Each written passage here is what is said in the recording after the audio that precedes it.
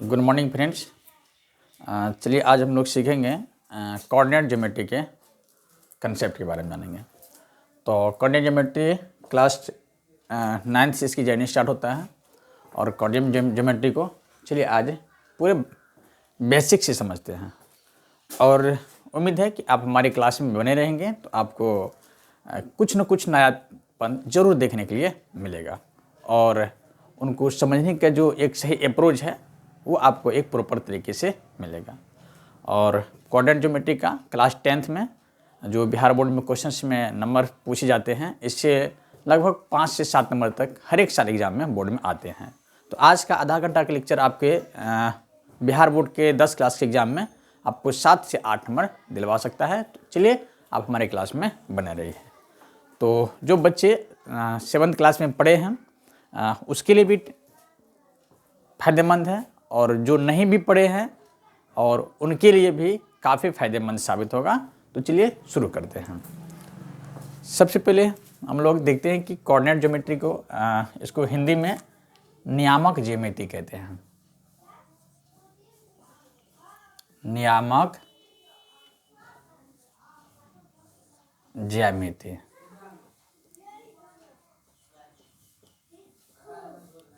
नियामक ज्यामिति कहते हैं। अच्छा, इतना ही नहीं, इसका या इसे निर्देशांक ज्यामिति भी कहते हैं। निर्देशांक ज्यामिति भी इसको कहते हैं। इतना ही नहीं, इसका एक और नाम है जिसे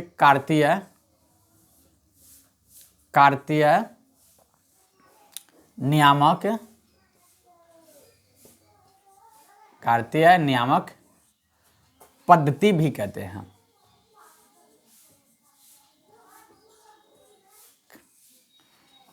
और इसको अंग्रेजी में कार्टेशियन प्रोडक्ट भी कहते हैं। कार्टेशियन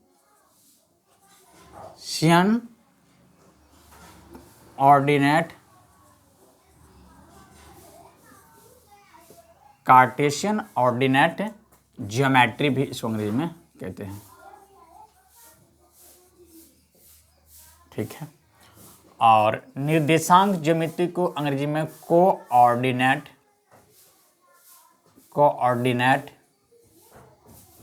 ज्योमेट्री कहते हैं।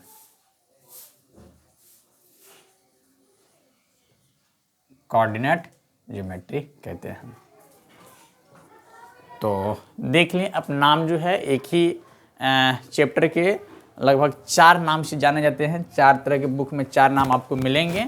तो नाम से आपको घबराना नहीं है, बहुत ही नाम ही केवल इसका है, एक ही चीज़ एक ही है, इसमें जो तत्व है वो एक ही है। क्या है समझना है, निर्देशांक ज्यामिति के लिए या नियामक ज्यामिति के लिए या कार्तीय नियामक पद्धति के लिए या अंग्रेजी में इसको कार्टेशियन ऑर्डिनेट ज्योमेट्री कहिए। ठीक है। तो ये थी आपको कार्टेशियन ऑर्डिनेट ज्योमेट्री। ठीक है। आप देख रहे हैं कि यहाँ पर ज्योमेट्री लिखा हुआ है ना, ज्यामिति लिखा हुआ है। ज्यामिति आप तो छोटी क्लास में पढ़े ही हैं, छोटी क्लास से पढ़ते ही आए हैं। जैसे कि आप 6-7 से स्टार्ट होता है ज्योमेट्री, जिसे यूक्लिड ज्योमेट्री कहते हैं। आप यूक्लिड ज्योमेट्री के माध्यम से त्रिभुज का क्षेत्रफल निकालने के लिए सीखे होंगे, जानते होंगे कि त्रिभुज का क्षेत्रफल जो होता है ½ × BH होता है। तो वो जो मेथड है उस मेथड को कहते हैं यूक्लिड मेथड। लेकिन हम उसी त्रिभुज का क्षेत्रफल एक नए तरीके से सीखेंगे। वो तरीके का नाम है कार्टेशियन ऑर्डिनेट सिस्टम या इसे कोऑर्डिनेट ज्योमेट्री कहते हैं। तो ये जो ज्योमेट्री का जो फादर कहे जाते हैं उसका नाम है रेने देकार्त। ये महोदय ने इनका प्रतिपादन किया था। सबसे पहले इनका प्रतिपादन 1650 ईस्वी में किया गया था। रेने देकार्त महोदय जो थे यह फ्रेंच मैथमेटिशियन थे, बहुत शानदार मैथमेटिशियन थे और एक फिलोसफर थे। उन्होंने बातों को मैथमेटिक्स के माध्यम से कहने की कोशिश की और जिसके वजह से इसमें गलती होने की संभावनाएं कम होती थी। तो उन्होंने 1650 ईस्वी में पहले जो त्रिभुज का क्षेत्रफल हो या वृत्त का क्षेत्रफल हो या मान लीजिए कि स्क्वायर का क्षेत्रफल हो, निकालने के लिए केवल और केवल ज्यामिति का इस्तेमाल होता था। लेकिन उसी ज्यामिति के एक अलजेब्रा के साथ कैसे डील किया जाए, ज्यामिति को अलजेब्रा के साथ किस तरह से डील किया जाए, उसका जो सिस्टम बनाया था वह रेने देकार्त महोदय ने बताया था। और अलजेब्रा और ज्यामिति के बीच में एक खूबसूरत रिलेशन जो बना हुआ है, उसी रिलेशन को क्या बोलते हैं, निर्देशांक ज्यामिति या कार्तीय नियामक पद्धति या नियामक ज्यामिति के नाम से जाना जाता है।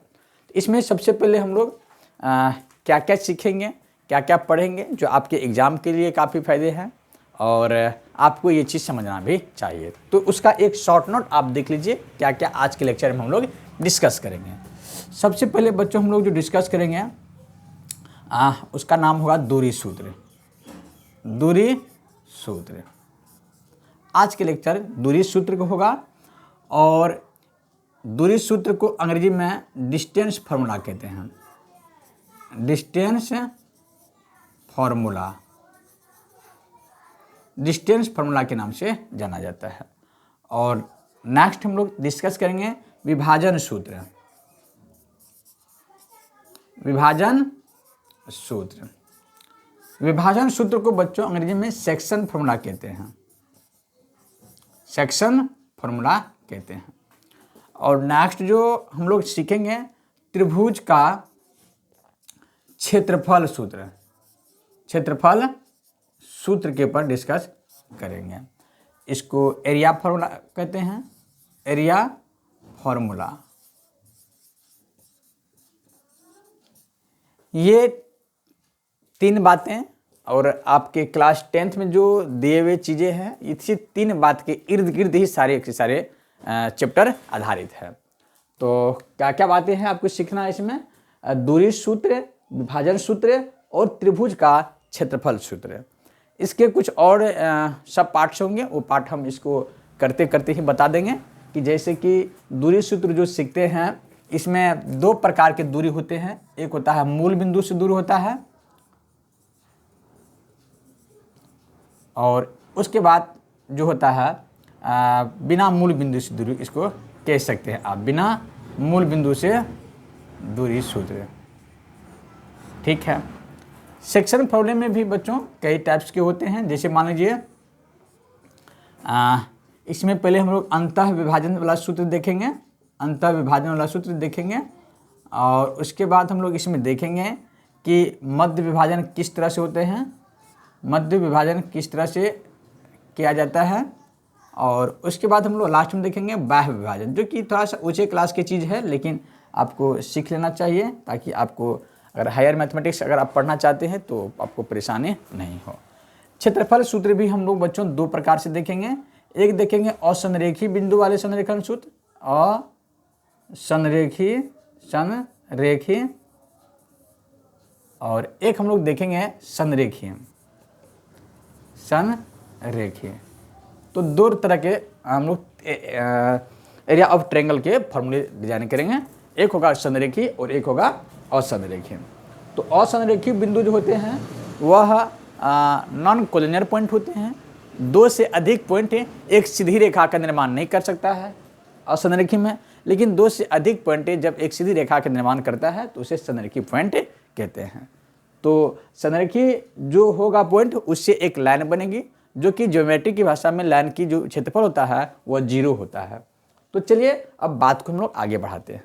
सबसे पहले इन सभी बातों को जानने से पहले कुछ आपको बेसिक चीज़ें की जानकारी होनी चाहिए। मैं कोशिश करूंगा कि आपको वो बेसिक चीज़ें के बारे में थोड़ी सी जानकारी जरूर मिल जाए। तो चलिए सबसे पहले आपको जो कोऑर्डिनेट ज्योमेट्री जो स्टार्ट करेंगे, इसके लिए ये इसका प्रारंभिक ज्ञान है। आप इसे ABCD भी कर सकते हैं कोऑर्डिनेट ज्योमेट्री का। ये एक्स एक्सिस हुआ, और ये एक्स डैश्ड है, और ये वाई है, और ये वाई डैश्ड है। याद रखिए डैश्ड जिधर होगा, जैसे वाई डैश्ड या एक्स डैश्ड, उधर नेगेटिव होगा। जब भी दूरी को क्या करते हैं, मेजर करते हैं, वह जीरो से करते हैं। कहाँ से करते हैं? मूल बिंदु से करते हैं।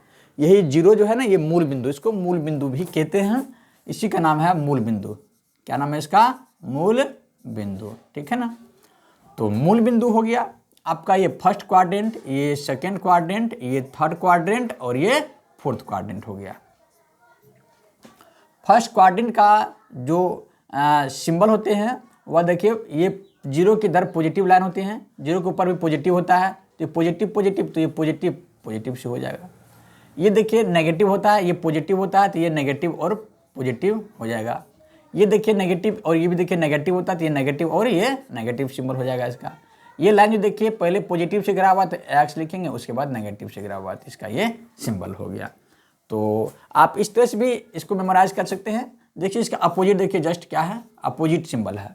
यहाँ पे प्लस प्लस, तो यहाँ पर माइनस माइनस, और यहाँ पर अगर आप देखेंगे तो क्या देखिए, यहाँ पर देखिए माइनस प्लस, यहाँ पर देखिए प्लस माइनस सिंबल हो गया। तो इस तरह से भी आप इसे याद रख सकते हैं। तो आप याद रखिए कि आप इस बात को दिमाग में रखें कि मूल बिंदु जो होता है वह एक्स एक्सिस और वाई एक्सिस एक दूसरे को जिस पॉइंट पर इंटरसेक्ट करता है, जिस पॉइंट पर काटता है, वहाँ पर एक 90 डिग्री का कोण बनाता है। कितना डिग्री कोण बनाता है? 90 डिग्री एंगल पर वह इंटरसेक्ट करता है। और जिस बिंदु पर काटा उसी बिंदु को क्या कहते हैं? मूल बिंदु कहते हैं, जिसे जीरो से निरूपित किया जाता है। मूल बिंदु को जीरो कहते हैं। ठीक है ना। तो आप मूल बिंदु कहिए, या आप इसे अंग्रेजी में ओरिजिन पॉइंट भी कह सकते हैं। ओरिजिन पॉइंट, कभी कभी ओरिजिन पॉइंट दे दिया जाता है ना, ओरिजिन पॉइंट क्या होता है, तो आपको ये समझ में तो थोड़ी बहुत आना चाहिए। ओरिजिन पॉइंट, मूल बिंदु की जगह पर आप ओरिजिन पॉइंट भी मेंशन कर सकते हैं। तो जीरो जो हो गया इसका नियामक हो गया ना, जीरो इसका क्या हो गया बच्चों?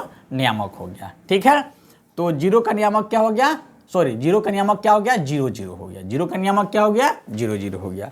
तो जब भी कोऑर्डिनेट लिखा जाता है तो इसको बोलते हैं, पहले एक्स वाली लाइन को लिखते हैं, उसके बाद वाई वाली लाइन को लिखते हैं। तो एक्स था तो एक्स वाला लिखे, वाई था तो वाई वाला। इसमें क्या होगा फिर? माइनस एक्स हो जाएगा और वाई हो जाएगा। इसमें क्या हो जाएगा? माइनस एक्स हो जाएगा, कोमा माइनस वाई हो जाएगा। इसमें क्या हो जाएगा आपका? एक्स माइनस वाई हो जाएगा। तो आप इस बात को याद रखें कि ये जो एक्स कोमा वाई है, तो X comma Y, X comma Y, X comma Y को बच्चों, एक्स का नाम एक स्पेशल नाम होता है। अच्छा थोड़ा नीचा कर लेते हैं इसको। एक्स कोमा वाई में एक्स को क्या कहते हैं और वाई को क्या कहते हैं? एक्स को बच्चों भुज कहते हैं। क्या कहते हैं? याद रखेंगे, भुज कहते हैं। एक्स को क्या कहते हैं? भुज कहते हैं। इसको अंग्रेजी में अबसीसा, स्पेलिंग थोड़ा सा डेंजर है लेकिन खूबसूरत है। और इसे एक्स निर्देशांक भी कहते हैं, एक्स निर्देशांक भी कहते हैं, है ना। एक्स निर्देशांक भी कहते हैं। ये वाई वाले जो होते हैं इसको कोटि कहा जाता है, इसे कोटि कहते हैं, इसे वाई निर्देशांक भी कहते हैं। इस बात को आप स्मरण में रखें। तो इस x के जगह पर जो भी होगा वह x का वैल्यू होगा, वो भुज कहलाएगा। जैसे मान लीजिए हम यहाँ पर 6 + 2x, 3 लिख देते हैं। हम पूछेंगे कि इसमें बताइए भुज का वैल्यू कितना है, तो भुज का वैल्यू आपका कितना हो जाएगा? 6 + 2x हो जाएगा, है ना। मतलब कोमा से पहले जो भी लिखा जाएगा वो भुज होगा, कोमा के बाद जो भी लिखा जाएगा वो क्या कहलाएगा? कोटि कहलाएगा। तो इसमें कोटि का जो वैल्यू आपका हो जाएगा कितना हो जाएगा? कोटि बराबर आपका हो जाएगा 3 हो जाएगा। ठीक है ना। तो भुज कोटि में आप कंफ्यूज न करें। कभी कभी पूछते हैं कि भुज और कोटि आपको नियामक दिए होते हैं और भुज कोटि के बारे में जानने पूछे जाते हैं। ठीक है ना। तो आई होप आप इसको समझ गए होंगे। तो बात छोटी थी, आप छोटे क्लास 9 क्लास की चीज़ें थी, लेकिन आपको ये तीनों फार्मूले को समझने में काफ़ी ये महत्वपूर्ण है, इसलिए मैं इनको आप समझ गए होंगे। चलिए अब आगे बढ़ते हैं सूत्र की तरफ, सूत्र को डिजाइन करते हैं कि वो किस तरह से बनते हैं। आप इतना लिखिए पहले।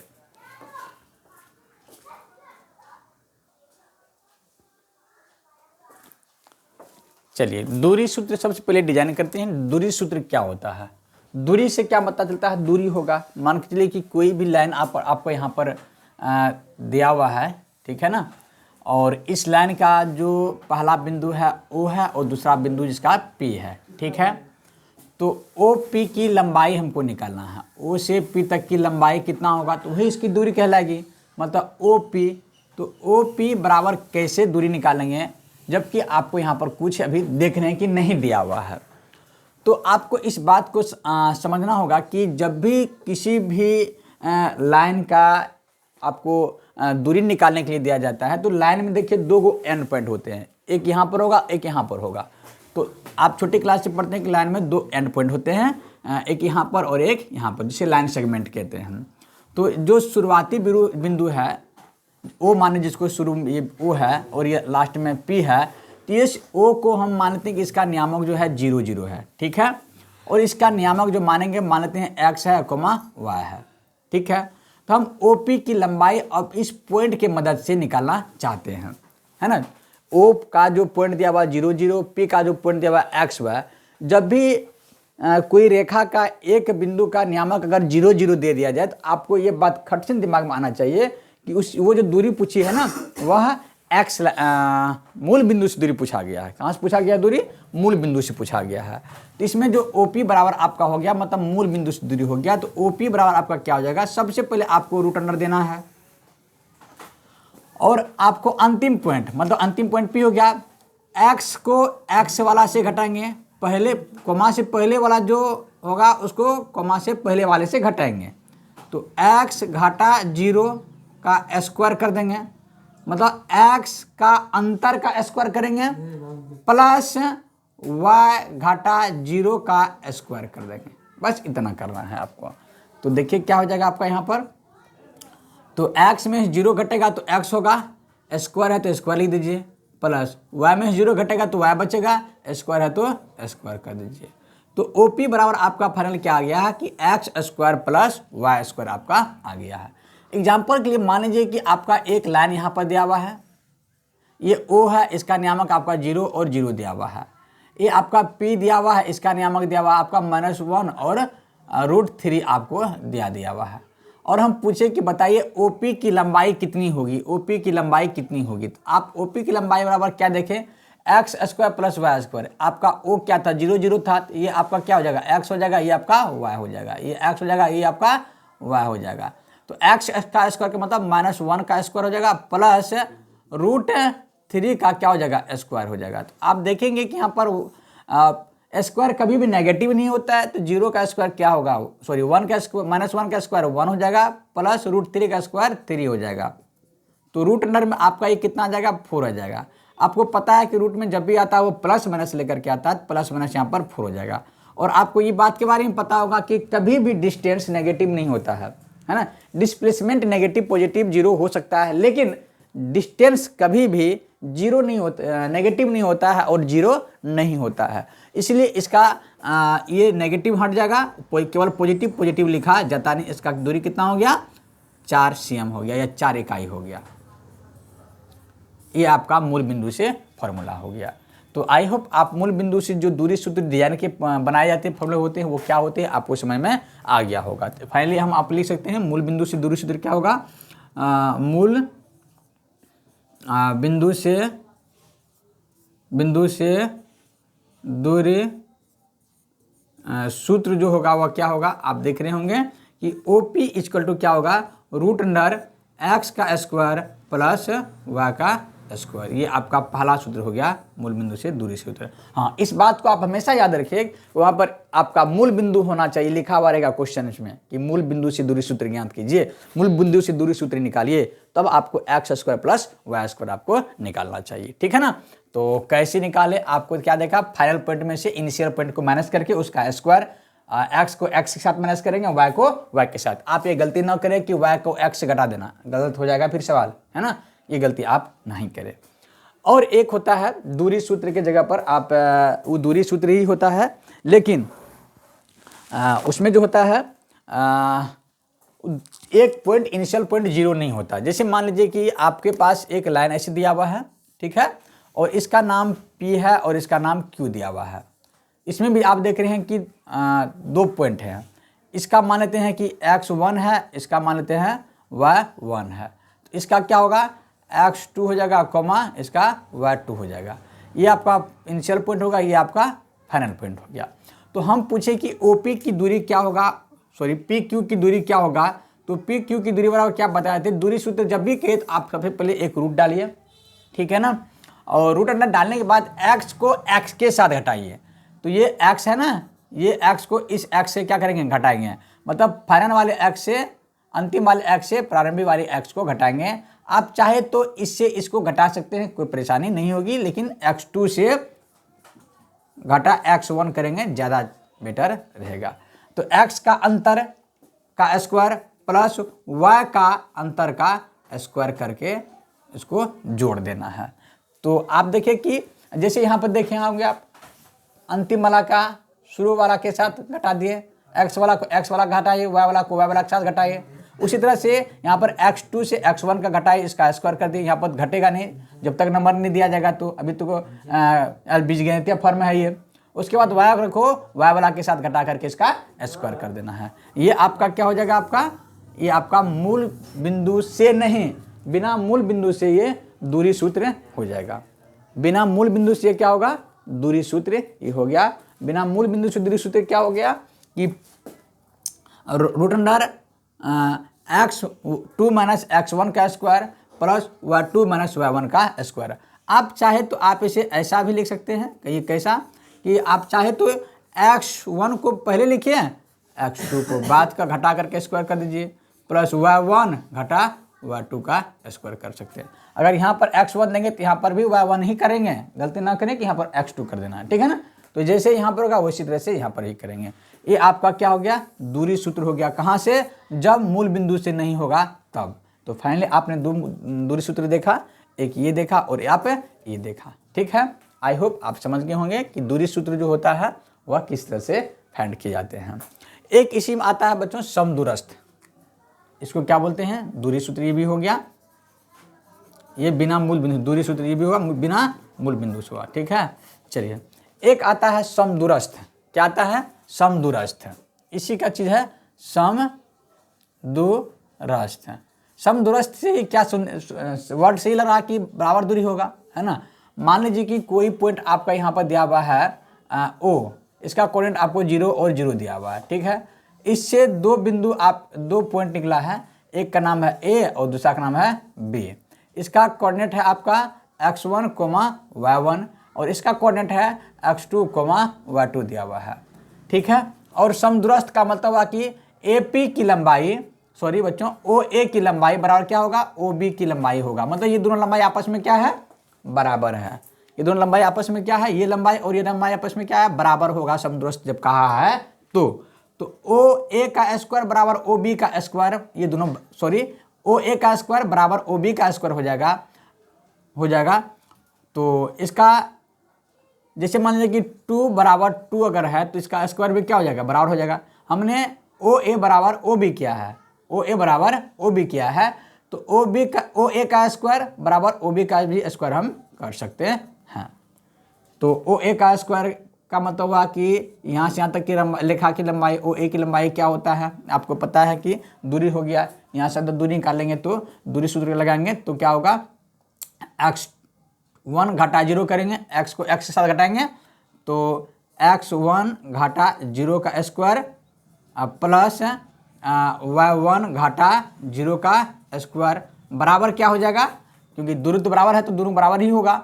तो x2 घटा 0 का स्क्वायर प्लस y2 घटा 0 का स्क्वायर करेंगे तो आप क्या पाएंगे कि यहाँ पर x1 में से 0 घटेगा तो x1 का ही स्क्वायर प्लस y1 में से 0 घटेगा तो y1 का ही स्क्वायर बचेगा। यहाँ पर भी सेम हो जाएगा, x2 का स्क्वायर प्लस y2 का स्क्वायर हो जाएगा। ये आपका समदूरस्थ जब होगा तो उस कंडीशन के लिए फॉर्मूला आपको अप्लाई करना है। अब मान लीजिए जब ये मूल बिंदु से था, कहाँ से था ये, मूल बिंदु से। जब ये मूल बिंदु से नहीं होगा, मान लीजिए कि कोई P पॉइंट है, इसका नियामक आपका x दिया हुआ है और y दिया हुआ है, ठीक है ना। और कहा कि P से दूरी क्या है, समदूरस्थ है। ये मान लीजिए ये आपका A है और ये आपका B दिया हुआ है, ठीक है ना। तो A और B, इसका जो नियामक है, मान लीजिए कि x y था तो यहाँ पर भी x1 मान लेते हैं और y1 मान लेते हैं। यहाँ पर x2 हो जाएगा, यहाँ पर भी क्या हो जाएगा, y2 हो जाएगा। तो सेम क्या करेंगे, जैसे यहाँ पर किए थे उसी तरह से यहाँ पर भी करेंगे। तो AP बराबर क्या होगा, बीपी हो जाएगा। तो एपी का स्क्वायर, जब कोई दो संख्या बराबर होता है तो उसका स्क्वायर भी बराबर होता है। तो एपी का स्क्वायर बराबर क्या हो जाएगा, बीपी का स्क्वायर। तो देखिए दूरी लग गया, दूरी हो मिल गया आपको।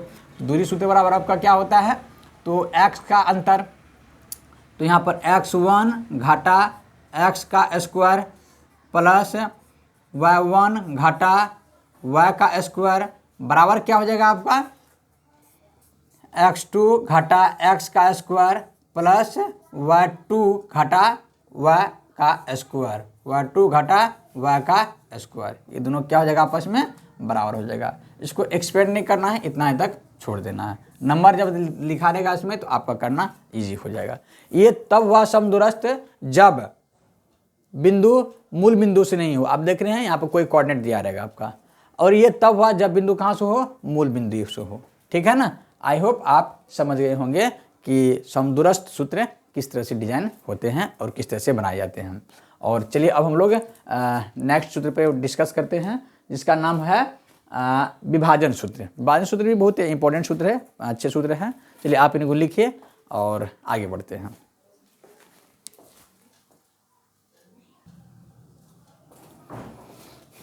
चलिए बच्चों, विभाजन सूत्र को आप समझते हैं, बहुत आसान है। विभाजन सूत्र का मतलब हुआ कि मान लीजिए कि आपका एक लाइन दिया हुआ हो, ठीक है ना, और यहाँ पर बिंदु मान लीजिए आप पी ले लीजिए कोई बिंदु, ठीक है। ये पी बिंदु जो है इस ए बी लाइन को, कौन लाइन को, ए बी लाइन को M1 और M2 अनुपात में बांटता हो।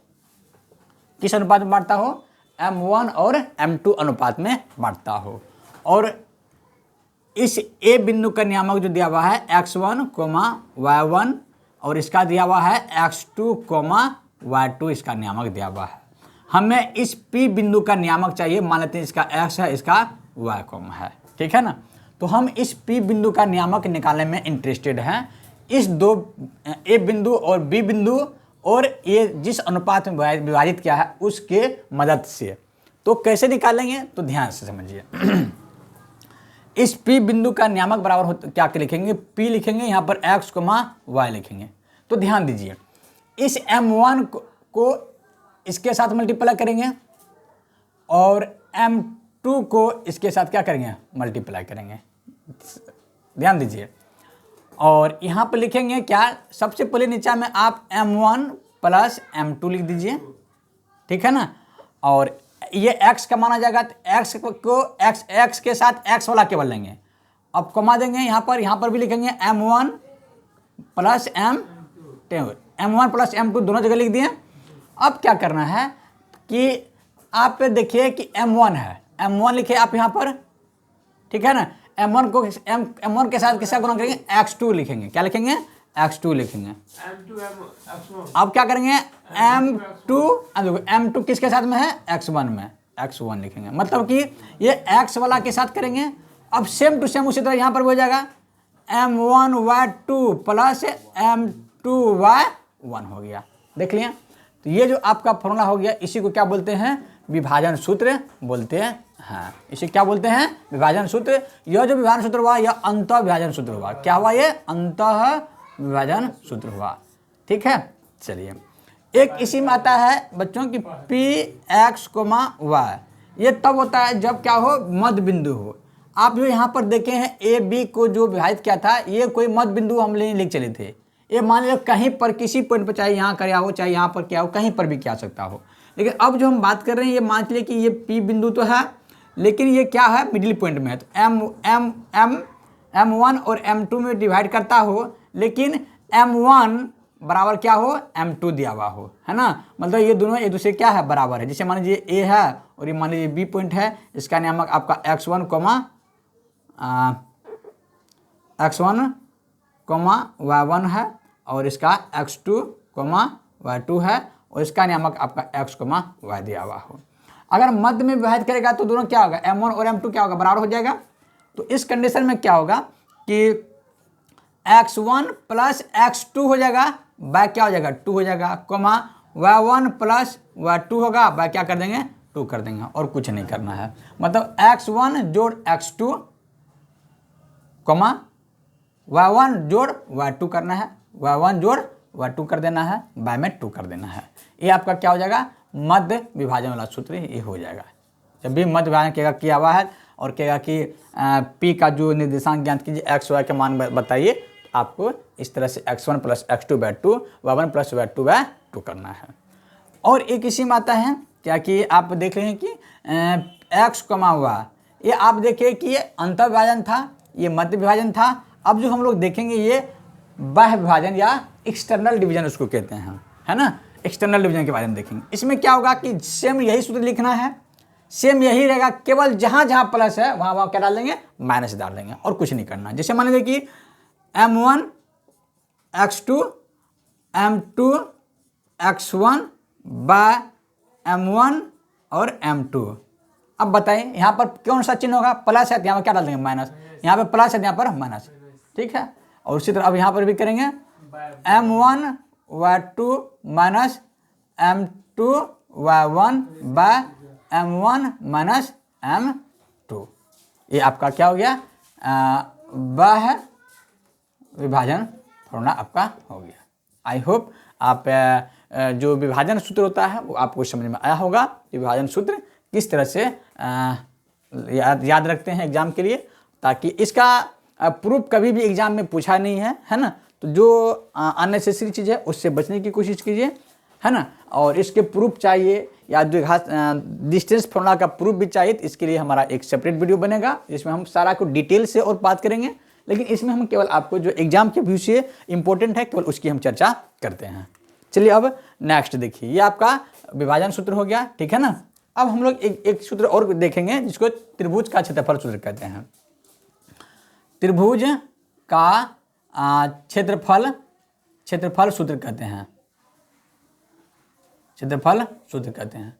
ये क्षेत्रफल सूत्र जो होगा इसके लिए कंडीशन है। जैसे मान लीजिए कि त्रिभुज के लिए कितने बिंदु चाहिए, 3 बिंदु चाहिए। कितने बिंदु चाहिए, 3 बिंदु चाहिए। मान लीजिए कि एक बिंदु यहाँ पर है, एक बिंदु यहाँ पर है और एक बिंदु यहाँ पर है। इसका नाम लेते हैं A, इसको लेते हैं B, इसको C। अगर तीनों बिंदु को एक लाइन में अगर रख दें तो बताइए इसे त्रिभुज बना, नहीं बना त्रिभुज, नहीं बना त्रिभुज। लेकिन यही तीनों बिंदु को हम इस प्रकार से अरेंज करें, जैसे मान लीजिए कि एक यहाँ लेते हैं और एक यहाँ लेते हैं और एक यहाँ ले लिए, है ना। अब देखिएगा तीनों बिंदु को अगर आप मिलाइए, इसका नाम A था, इसका B, इसका C, देखिए कि ये और ये देखिए एक त्रिभुज का निर्माण किया। तो इस तरह के जब पॉइंट होंगे तो इसको बोलेंगे क्या, संरेखी पॉइंट बोलेंगे। क्या बोलेंगे, संरेखी पॉइंट बोलेंगे। क्या बोलेंगे बच्चों, संरेखी। जब इस तरह का होगा तो इसे क्या बोलेंगे, असंरेखी, असंरेखी। तो संरेखी और असंरेखी में समझ में आ गया। जब भी कोई फोटो का निर्माण होता है वह किससे होता है, असंरेखी बिंदु से त्रिभुज, ट्रायंगल वगैरह या रेक्टेंगल वगैरह बनाया जाता है। तो असंरेखी बिंदु से ही फोटो बनता है। और असंरेखी रेखा जगह कुछ एरिया भी घिरा हुआ है, नहीं इसका कुछ क्षेत्रफल तो होगा। लेकिन ये लाइन का क्या क्षेत्रफल माना जाता है, यूक्लिड में ये लाइन का क्षेत्रफल क्या होता है, 0 होता है ना। इसीलिए कहा जाता है संरेखी बिंदु का जो जब 3 बिंदु संरेखी हो तो उसका क्षेत्रफल क्या मान के चलते हैं, 0 मान के चलते हैं, ठीक है ना। तो चलिए अब हम लोग संरेखी के बारे में देखेंगे और असंरेखी के बारे में क्या इसका फॉर्मूला होता है उसके बारे में देखेंगे, ठीक है। चलिए तो आप इसे लिख लीजिए।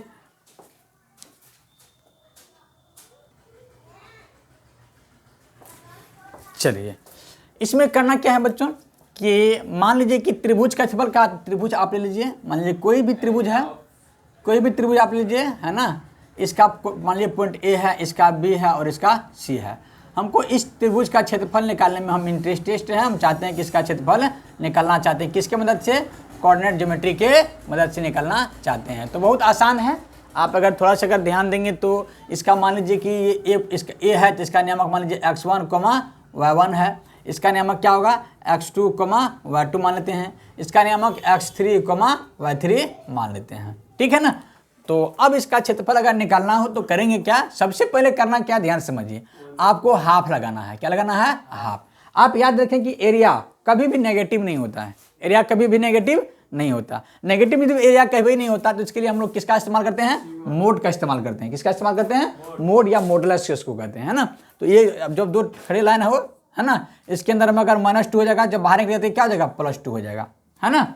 क्या हो जाएगा, मॉडुलस हमेशा पॉजिटिव होता है, मॉडुलस फंक्शन क्या होता है, हमेशा पॉजिटिव होता है, तो ये आपको क्या दे देगा, +2 दे देगा।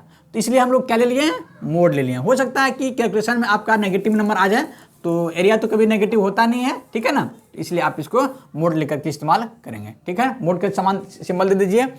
अब करना क्या है इसमें बच्चों कि आप देखिए x1, x2, x3 ये तीनों को लिख लेना। x1 ब्रैकेट में डाल करके छोड़ दीजिए, प्लस x2 ब्रैकेट में डाल करके छोड़ दीजिए, प्लस x3 ब्रैकेट में डाल करके छोड़ दीजिए। यहाँ पर मोड का सिंबल आप डाल दीजिए।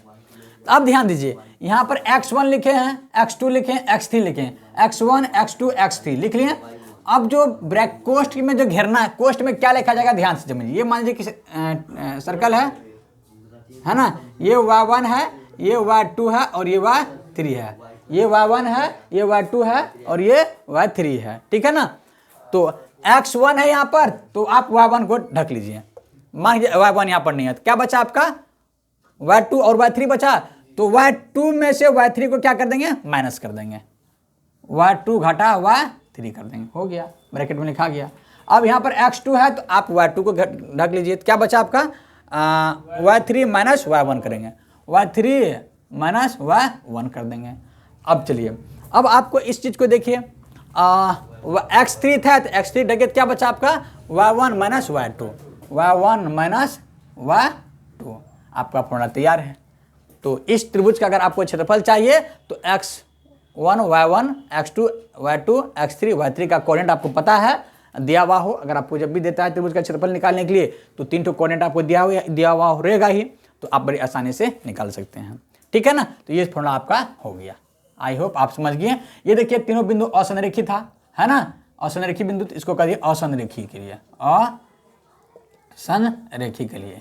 अच्छा, कभी कभी आप देखे होंगे बच्चों, क्या देखे होंगे कि मान लीजिए कि मूल बिंदु से भी त्रिभुज का क्षेत्रफल हो सकता है ना। मान लीजिए मूल बिंदु, मान लीजिए कि ये 0 है तो इसका नामक 0 0 हो गया। तो मान लीजिए कि ऐसे भी बन सकता है, ऐसे भी बन सकता है। ये मान लीजिए A है, ये मान लीजिए B है, तो OAB भी तो एक त्रिभुज बन गया ना, नहीं बन गया। और इस तरह का अगर क्षेत्रफल अगर आपको निकालने के लिए कहा जाए तो एक तो आपको तो मूल बिंदु 0 हो गया, तो सिंपल सी बात, तो त्रिभुज का मूल बिंदु से त्रिभुज का क्षेत्रफल, मूल बिंदु से त्रिभुज का क्षेत्रफल बराबर क्या हो जाएगा, ध्यान से देखिए, 1/2 तो लगाएंगे, मोड़ देंगे, x1 y2 घाटा x2 y1, सिंपल बात, इतना ही करना है। मूल बिंदु से जब भी निकालने के लिए किएगा आप इस पर ही, ये आपका मेन फॉर्मूला हो गया, आप इस पर बैठा करके इससे मूल बिंदु से ये निकाल सकते हैं, ठीक है ना। तो मूल बिंदु से जब त्रिभुज का क्षेत्रफल अगर आपका पूछा जाए तो क्या करेंगे, x2 है ना, इसको मान लीजिए आप x1 है और कोमा y1 है, ये x2 है कोमा y2 है, सिंपल है। तो x1 को इंटू करेंगे y2 से और x2 को इंटू करेंगे y2 से, आपका फॉर्मूला कंप्लीट हो गया। आप इससे बड़ी आसानी से मूल बिंदु से जब किसी भी त्रिभुज के एक शीर्ष क्या हो, 0 0 कोऑर्डिनेट दिया हुआ हो, तो आपको ये समझना होगा वहां पर कि वो जो त्रिभुज है वह मूल बिंदु पर त्रिभुज बनाया गया है, और उसका जो फॉर्मूला होगा x1 y2 minus x2 y1, ठीक है ना। चलिए, और इसमें एक और होता है बच्चों, वो जो होता है संरेखी के लिए। संरेखी के लिए क्या होगा, तो बराबर 0 हो जाएगा, इतना बराबर, क्योंकि वो तो 0 हो जाएगा, तो क्या जाएगा 1/2, हाफ 1/2 पहले 0 कर लेते हैं, x1 y2 घाटा y3 ब्रैकेट में प्लस x2 y3 घाटा y1 प्लस x3 y1 घाटा y2 ब्रैकेट बंद, ऐसे बराबर क्या हो जाएगा, 0 हो जाएगा, क्योंकि क्षेत्रफल 0 हो जाएगा, संरेखी बिंदु हो जाएगा, तो क्या हो जाएगा, ये 0 हो जाएगा संरेखी के लिए, है ना, संरेखी के लिए तो 0 हो जाएगा। तो ये देखिए, ये इधर क्या है, डिवाइड में है, उधर जाकर के क्या हो जाएगा, मल्टीप्लाई में हो जाएगा।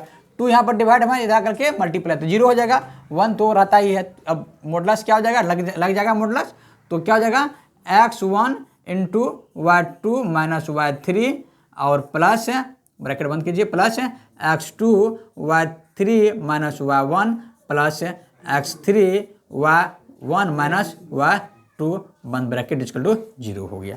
ये जो सूत्र आपका हो गया बच्चों, ये आपका क्षेत्रफल सूत्र क्या हो गया, किसके लिए हो गया, संरेखीय के लिए हो गया, है ना। ये किसके लिए हो गया, संरेखीय के लिए हो गया। आई होप आप समझ गए होंगे, ठीक है। चलिए, तो संरेखीय भी देखें, जब मूल बिंदु से होगा तो उसका भी क्षेत्रफल देखें, और जब त्रिभुज का क्षेत्रफल मूल बिंदु से नहीं होगा, तीनों पॉइंट उसका दिया हुआ हो, तो उसका भी क्षेत्रफल आप देखिए, जिसे असंरेखीय कहते हैं। आई होप आपको त्रिभुज का क्षेत्रफल समझ में आया होगा। चलिए, कुछ विशेष जानकारी है जो थोड़ा सा हट करके है, चलिए उनके बारे में भी थोड़ा सा चर्चा करते हैं। आज हम लोग त्रिभुज का केंद्रक का भी फॉर्मूला देखेंगे। कभी कभी एग्जाम में ऑब्जेक्टिव टाइप के क्वेश्चंस में पूछे जाते हैं। मान लीजिए कि ये आपका एक त्रिभुज है, और इस त्रिभुज का हमको केंद्रक के बारे में पता करना है। किसके बारे में पता करना है, केंद्रक। तो इस त्रिभुज जो ये देखिए, बी का अपोजिट AC हो गया, तो AC को दो भागों में बांटने वाली रेखा, और इसका अपोजिट क्या हो गया, BC हो गया, AB हो गया, इसको दो भाग में बांटने वाला, और इसका क्या हो गया, ये हो गया। तो अपोजिट एंगल को, रेखा को दो बराबर भागों में बांटे, ऐसा लाइन खींचना है। वह तीनों लाइन जिस बिंदु पर मिलेगा, इसी क्या बोलेंगे, केंद्रक बोलेंगे। क्या बोलेंगे इसको, केंद्रक बोलेंगे। क्या बोलेंगे बच्चों, केंद्रक बोलेंगे। तो त्रिभुज का केंद्रक बराबर देखिए, इसका कोणित आपका मान लीजिए x1, y1 दिया हुआ हो, इसका कोणित आपको x2, y2 दिया हुआ हो, इसका कोणित x3, y3 आपको दिया हुआ हो। तो इसको G से इंडिकेट करते हैं। तो G या x, y बराबर आपका फॉर्मूला क्या हो जाएगा, तो केंद्रक का फॉर्मूला इसको कहते हैं कि x1 + x2 + x3। अब बट्टा करेंगे 3। अब 3 क्यों करेंगे, क्योंकि ये जो कोऑर्डिनेट जो होता है ना, ये 2 और 1 के रेशियो में क्या करता है, डिवाइड करता है, ये माध्यिका। इसीलिए 2 + 1 3 हो जाएगा, कोमा यहाँ पर क्या हो जाएगा, y1 + y2 + y3 बट्टा क्या हो जाएगा, 3 हो जाएगा। ये आपका x का वैल्यू आ गया, ये आपका y का वैल्यू आ गया। आई होप आप समझ गए होंगे। इसमें भी बच्चों आपका ये जो होगा, ये x का वैल्यू होगा, ये आपका क्या हो जाएगा, y का वैल्यू होगा। इसमें भी ये x का वैल्यू और ये y का, ये x का और ये y का वैल्यू होगा, ठीक है ना। x वाला पहले लिखे जाते हैं, y वाला बाद में। ये केंद्रक का फॉर्मूला आपका हो गया। जब तीन बिंदु त्रिभुज का 3 बिंदु दिया हुआ हो और इसके केंद्रक का पूछेगा, केंद्रक उसका निकालिए, तो आपको इस फॉर्मूला का यूज करना है, x1 + x2 + x3/3, y1 + y2 + y3/3। इस फॉर्मूला का आप यूज करके निकाल सकते हैं। चलिए, अब पूरे लेक्चर में हम लोग क्या देखे हैं उसका एक सारांश लिख लेते हैं, फिर आगे बढ़ते हैं।